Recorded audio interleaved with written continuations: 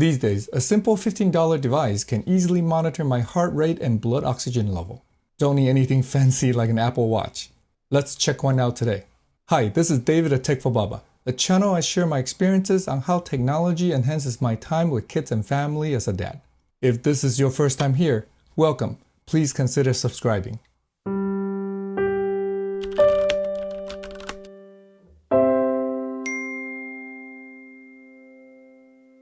Just a short video today on how easy and affordable it is for us to monitor our heart rate and blood oxygen level at home these days. Let's check out this FaceLake FL400 pulse oximeter today. Inside a rather generic box, there's the oximeter, a nylon carrying case. Inside the carrying case, there are two AAA batteries and a neck nanard. Instruction manual, company information, and how to insert the batteries. Everything needed to use, carry, and store the oximeter.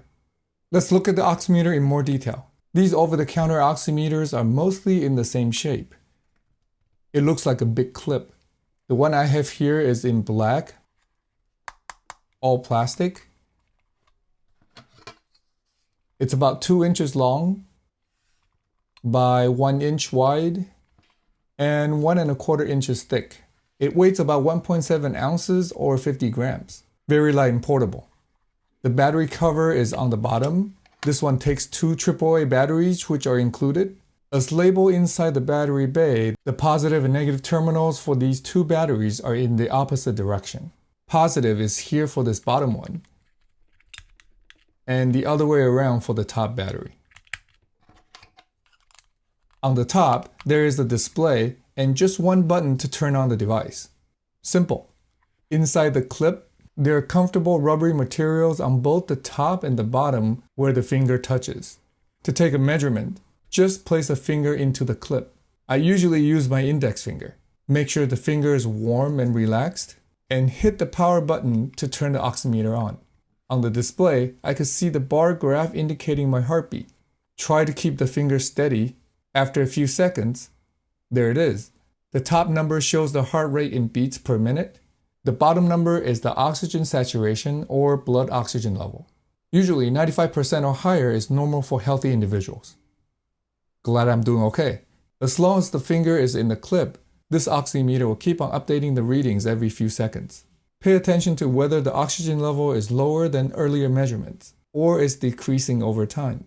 Changes or trends in measurements may be more meaningful than one single measurement. Let's compare the heart rate reading to the reading on my Apple Watch.